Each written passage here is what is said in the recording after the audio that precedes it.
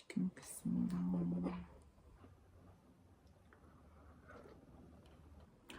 오늘 나름 약간 항암 식단?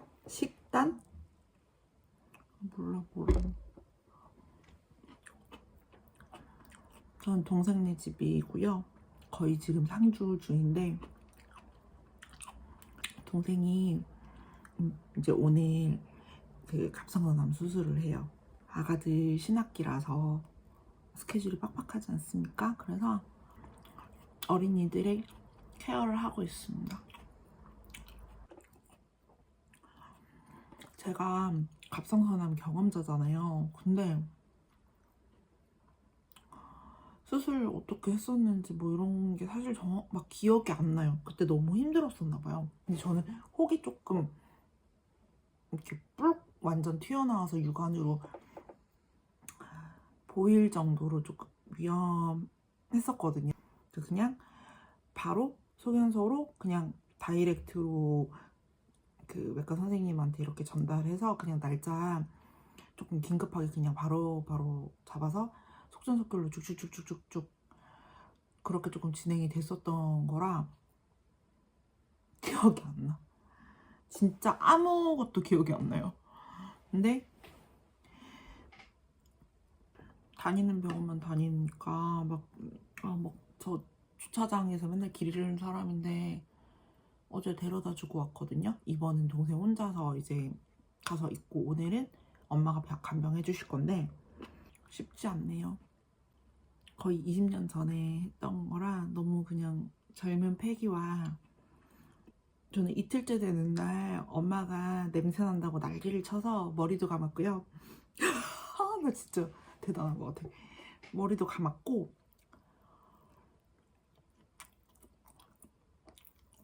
마취가 낄 때가 울렁울렁 그 숙취 같은 그런, 그래서 제가 술만 먹으면 그게 싫어서 미리 토하게 됐던 것 같거든요. 그러니까 미리가 아니지. 그러니까 몸이 안 받아줘서 토했던 거지. 근데 전 마취가 너무 싫어요. 그래서 새벽 내내 어지러워서 화장실을 갔는데 뭐 술 먹은 게 아니니까 토하는 것도 아니고 그냥 막 오장육부를 꺼내는 것 같이 막 뒤집어지고 울렁거리고 이게 너무 심해서 힘들었는데 다음날에 아침은 못 먹고 뭐 점심? 저녁? 아무튼 밥을 먹으라고 밥이 나왔을 때 속이 너무 안 좋아서 숙취 며칠 가잖아요. 그래서 아무것도 못 먹겠는데 저희 엄마가 사과 거리거든요. 사과우먼 고구마 여사님. 그래서 엄마가 사과를 그때도 가지고 와서 먹으라고 했어요. 왜냐면 그때 뭐 사과가 보약이고 아침에 사과 한 알 뭐 이렇게 매일 먹던 때라 병원에서 사과 먹으면 안 되거든요. 그 목이 너무 걸리고 지금 흉터가 많이 없는 것 같은데 20년 됐고 저는 성형외과 치료도 몇 번 받았는데 사실 켈로이드 피부래요. 그래서 그 이후에 약간 치료를 했는데도 돈은 옛날엔 또 비쌌잖아요. 돈은 많이 들고 타도가 없어서 포기했었거든요. 근데 검붉었던 끼는 확실히 한 15년 정도 되니까 빠지더라고요. 지금도 있긴 있어요. 그리고 컨디션이 진짜 안 좋거나 이럴 때 원래는 제가 두드러기 같은 것도 좀 자주 일어나고 그 컨디션 안 좋으면은 온몸이 가렵거나 이런 게 좀 반응이 좀 심한데 여기가 진짜 심했거든요. 네, 지금은 그래도 1년에 한두 번? 그 정도로 조금 좋아졌어요. 근데 목주름 이게 습관 때문이나 뭐 여러 가지도 있지만 사실 그 수술을 하고 나서부터 약간 더 유독 조금 눈에 띄거든요. 그때 그러니까 완전 그 초반에 20대인데도 20대 초반인데도 불구하고 여기가 이렇게 생기더라고요. 그래서 얼굴에는 팩 붙이니까 얼굴 주름은 거의 없는데 목에는 팩하는 게 잘 익숙하지가 않아 잘 안 돼요. 그리고 목주름 되게 보기 싫다 했는데 30대, 20대 훅 지나가 버렸기 때문에 저는 원래 항암까지 해야 된다고 했었는데 수술할 때는 말 안 하고 수술 끝나고 나서 원래 그렇잖아요. 근데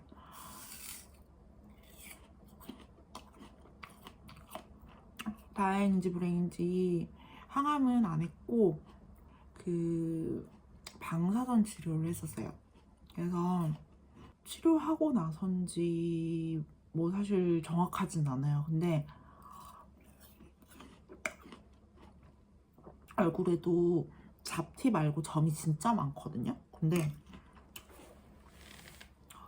온 그 팔, 뭐 다리, 저는 손, 뭐 온 몸에 점이 진짜 많이 생겼어요. 왜 그런지 모르겠어. 그래서 조만간 이제 몇 년 안에 또 흑색종인가 뭐 약간 점으로 해야 되는 그 암 검사 있죠. 사실 그것도 해야 돼요. 너무 많이 생기고 점점 퍼지고 그 하나가 너무 커지거나 뭐 이런 것들이 많아가지고 이거는 지금 늙어서 지금 이거 뜯었더니 착색이 된 거고, 이런 점이나 이런 거에 조금 예민한 게 미용이 아니라 저는 모든 이런 제 몸의 신체에 나타나는 변화가 건강상의 이유와 지금 직결이 거의 다 돼 있기 때문에 그래서 이런 부분에 조금 예민해요. 23살에 수술을 하고 24살에, 그러니까 그것도 바로 못해요. 그 몇 달 이렇게 식이요법도 해야 되고, 또 제가 이렇게 목 수술한 부위가 컸거든요. 제일 큰 암이 사이즈가 3.8cm였어요. 그리고 제가 다른 거 다 기억을 있는데 약간 이런 건 기억을, 우리 근종이는 10점 얼마였는데 암은 조금 진짜 많이 커서 다들 많이 놀라셔서 병원에서도 많이 놀라시고 걱정을 좀 하셔서 3.8cm 하나만 한 3.8cm고 몇 개가 더 있었어요. 근데 이제 뭐 임파선 쪽도 그렇고 성대 쪽으로 전이가 조금 퍼져 있었는데 많이 긁어내고 그렇게 했는데도 잔존함이 있어요. 그래서 너무 막 아반자답지 않게 살고 있지만 사실은 조금 항상 불안함을 가지고는 있어요. 기저에 약간. 근데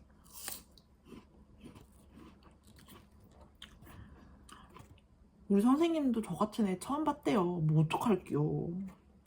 보통 5년이면 완치하고 한 뭐 10년 뭐 이렇게면 뭐 약 안 먹는 사람들도 있고 뭐 그렇더라고요. 근데 저는 평생을 약을 먹어야 되는데 그 와중에 또 이거 말고도 이제 여러 가지 질환들이 계속 생기고 있잖아요. 그래서 뭐 약에 대한 대놓고 부작용이라고는 안 하시는데 그럴 수도 있다, 그러니 검사를 해보자, 뭐 이런 게 너무 계속 많고 오래됐거든요. 그래서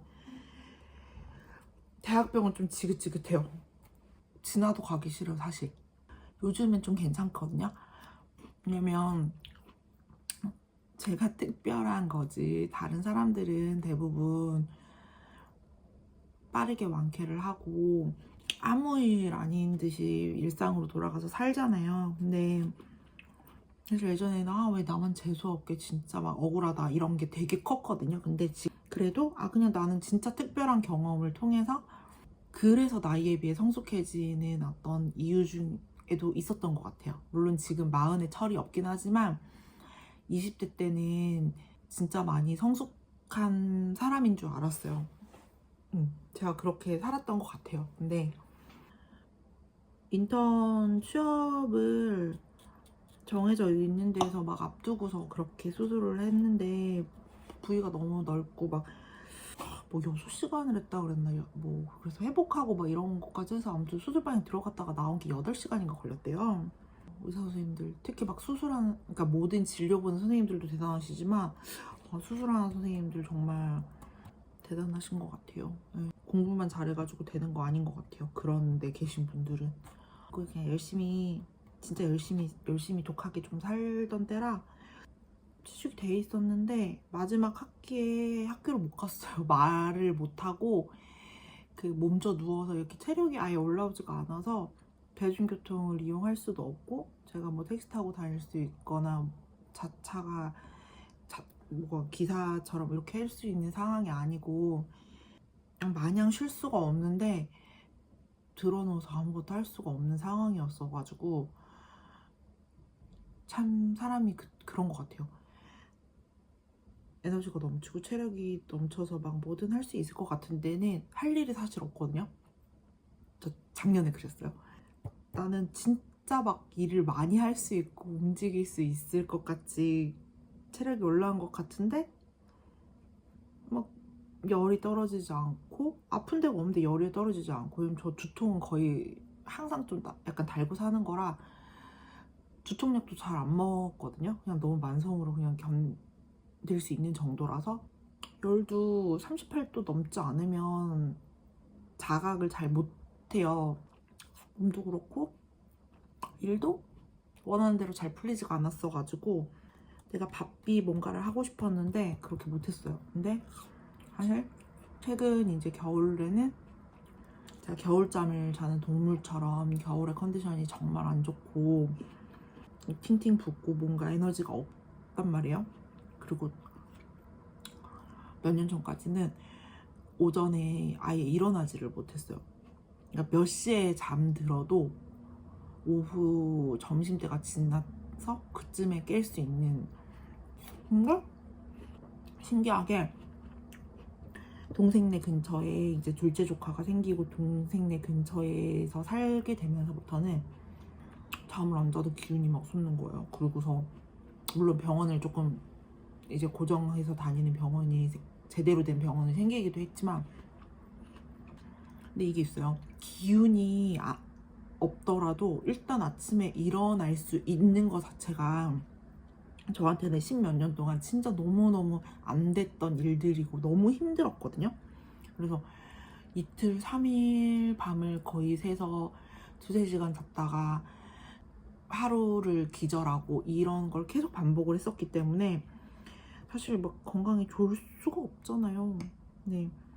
그리고 그 와중에 가끔 이제 뭐 캠핑을 가거나 여행을 가거나 술을 잔뜩 먹고 잠들면 그래도 좀 자고 조카들이랑 약간 교류가 점점 많아지고 하면서 뭐 다른 부수적인 피곤한 일들도 당연히 생기죠. 근데 이 긍정적인 저한테 긍정적인 에너지나 그런 긍정적인 효과가 진짜 엄청 많아졌어요.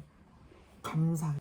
그래서 동생네를 영원히 따라다니겠죠? 조카들이 피곤해도 어쩔 수 없어.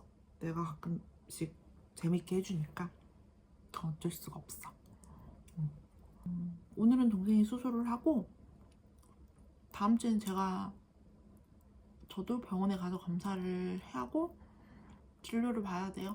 사실 지난번 진료 때 이제 수술을 했던 외과에서는 이제 병원을 옮겨도 되겠다라고 말씀을 하셨는데 이제 이거 외에 뭐 제가 혈압이나 뭐 이런 것 때문에 부갑상선? 그거 뭐지? 일단 칼슘 수치가 조금 저한테 약간 이슈가 심해요. 그래서 많이 저리고 막 손발이나 이런 게 물뚜껑도 못 달 때가 있거든요.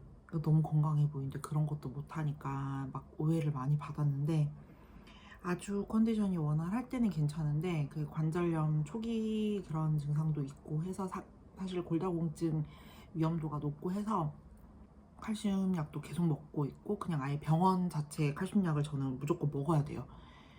근데 또 칼슘 약을 먹으면 신장이 무리가 간대요. 근데 또 심장이 뭐가 무리가 갔었지? 아무튼 그래서 부정맥이 생겼었거든요. 근데 그 이후에 검사를 진짜 그냥 조심조심 나름 그런 건 하고 그래서 뛰는 걸 안 하고 뭐 이런 것도 있었는데 그런 거 치고는 제가 술 먹거나 뭐 커피 마시거나 뭐 안 좋은 것도 하잖아요 사실. 근데 뭐 멀쩡한 데가 없어요.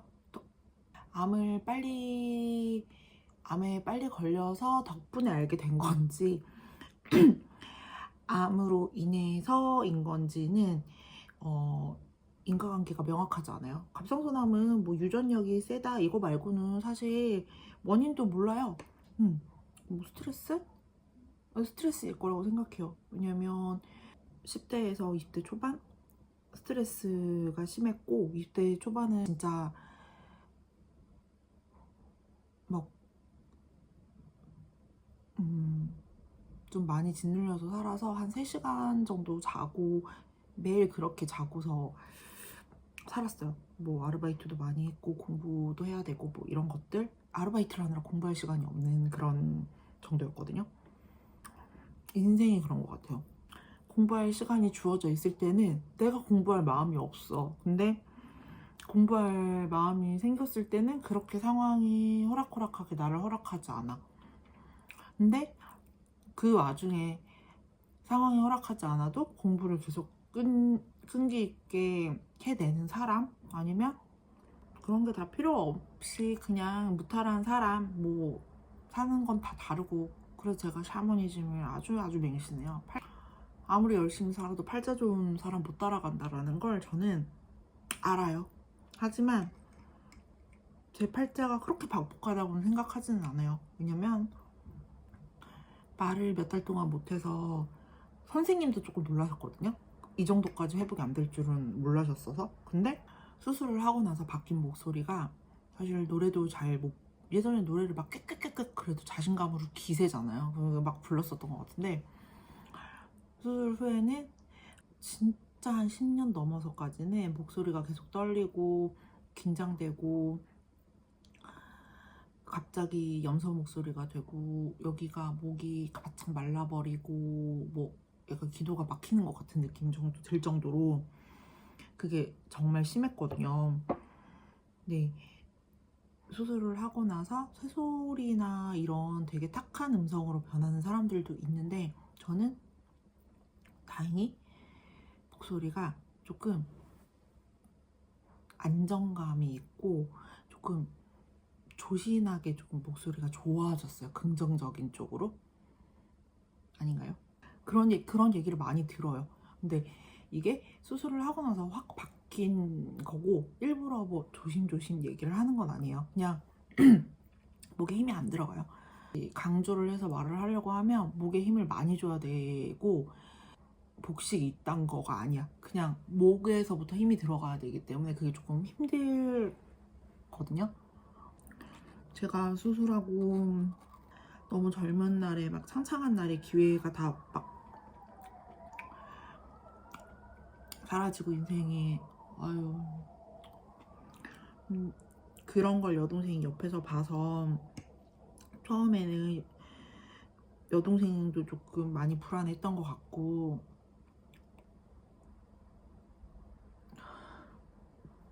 제가 감정이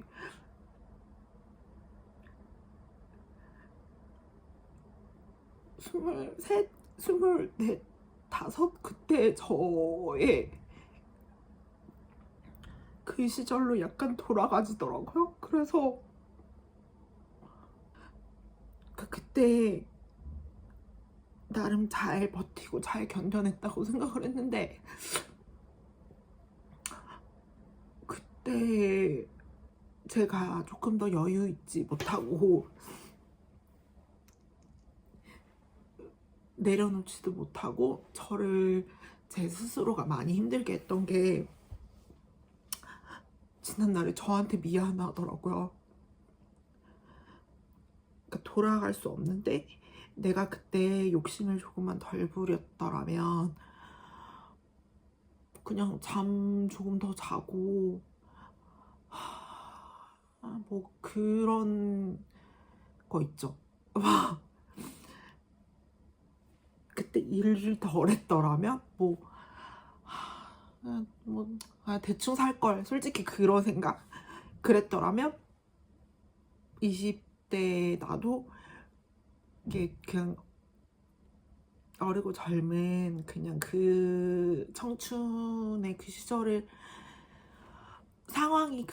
상황이 저를 그렇게 만들어주지는 않았지만 그래도 비슷하게 맛은 보지 않았을까? 그게 조금 제가 저를 조금 안쓰러워하게 되더라고요. 근데 이제 그 동생이 수술을 해야 된다 이게 딱 나오고 나서 사실 저희 엄마나 뭐 이모들 수술 다 했거든요. 근데 50 넘었고 60 뭐 환갑 넘으셨고 막 살 날이 살아온 날보다 많지 않으시잖아요. 저 너무 나쁜 년일 수도 있는데 좀 그래요. 그냥 그 암도 젊은 사람들한테 진짜 빠르게 자라거든요. 그래서 연세 있으신 분들은 오히려 암에 걸리면 병원을 더 잘 다니시고 이것저것 검사를 하니까 유병장수 하실 수 있어요. 근데 저도 이제 유병장수를 할 거라고 생각해요. 병이 많으니까. 병원을 자주 가서 관리를 하고 있으니까. 근데 젊은 사람들은 암세포도 빨리 자라요. 그래서 아프니까 청춘이다, 뭐 정신력으로 참아라 이런 말을 하는 사람들은 예전에는 정말 입을 정말 찢어버리고 싶고 막 진짜 그 정도로까지 화가 많이 났었거든요. 근데 지금은 또 모르니까 저렇게 무식한 소리를 한다라고는 생각을 하는데 그냥 무턱대고 괜찮을 거야 라는 말이 엄청 큰 위안과 공감이 될 때가 있잖아요. 근데 사실 모든 상황에 그런 게 맞지는 않은데 괜찮은 척 해야 되고 또 그냥 인사말로 괜찮을 거라는 말을 해야 되는지 사실 모르겠어요. 난 괜찮지 않은 걸 너무 많이 겪고 너무 많이 봤고 그냥 오히려 조금 더 현실적인 조언을 해주고 격려를 해줄 수 있지 않나? 어차피 아플 거고 건강관리를 더 잘해야 하니 더 잘 먹고 더 잘 쉬어라. 그리고 보험도 항상 챙겨라. 뭐 이런 얘기들 있잖아요. 그리고 갑상선은 특히나 유전력이고 뭐 대부분의 병들이 유전력이 엄청 강한 것들이 많잖아요. 동생이 나름 럭키걸이거든요. 근데 이번에 이제 이렇게 수술을 하고 하면서 아기들 낳고도 저랑 되게 많이 예전에는 통하지 않았던 그런 대화의 어떤 결이 소통이 잘 되는 것들이 생겼거든요. 건강 부분이나 제가 왜 이렇게 건강 염려증이나 안전불감증 같은 그런 막 집착하는 사람이 됐는지 뭔 놈의 저런 루틴이 저렇게 많은지 왜 사과를 토마토를 맨날 사야 되고 레몬물을 뭐 이렇게 그러니까 미용으로 생각을 했던 거죠 옛날에는 동생도. 근데 저는 그런 오늘 하는 제 하나의 뭐 일상에 제가 하나하나씩 해내는 일들이 제 하루를 지켜주고 제 몸을 지켜줘서 제가 그래도 우리 조카들 결혼할 때까지 유병장수하는 이모로 남을 수 있을 거라고 사실 생각해요. 그렇게 살고 싶어서 글 쓰고 노력하는 것도 있고. 근데 육아를 하면서 저는 일반인이 아니잖아요. 육아를 하면서는 지금 운동까지 못 가겠어. 어제도 애들이 새벽 5시에 해가지고 800에 해가지고 자는데 어깨랑 막 너무 저리거든요. 나 하루만 그렇게 잤는데 어깨가 이렇게 저린데 내 동생은 지금 둘째 7년 동안 그렇게 해서 자는데 얘 어깨가 뭐 괜찮겠냐고. 근데 이제 이번 달이 사실 조금 걱정돼요. 온 가족들이 다 같이 노력을 해서 해야 되는데 난 늙었고 애미는 아프고 뭐 그러니까 저도 다음 주도 병원을 가야 되고 다다음 주도 가고 마지막 주도 가야 돼요. 아, 빡세다.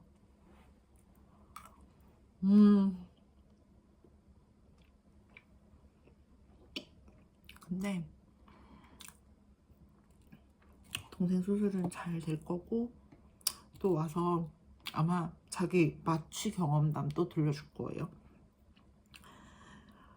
애 낳고 동생 그 출산 스토리도 되게 조금 특이하거든요. 엄청 위험하게 애를 낳았어요, 2번 다. 근데 회복이 너무 빨라서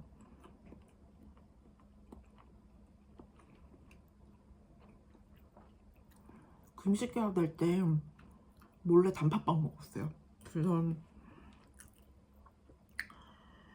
오늘은 엄마가 간호해 주시니까 어차피 못 만나는데 내일 가능하다면 단팥빵을 전해주러 갔다 오려고.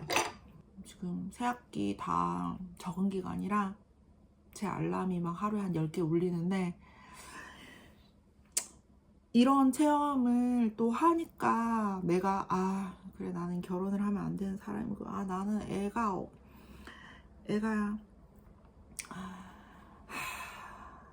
얘는 무슨 애야, 내 한 몸 챙기기도 힘든데 내 약 시간 지키기도 힘든데 뭐 이런 생각을 해요.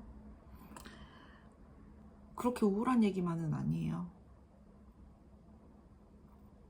덕분에 저도 열심히 잘 살고 있으니까 여러분 모두 건강 챙깁시다.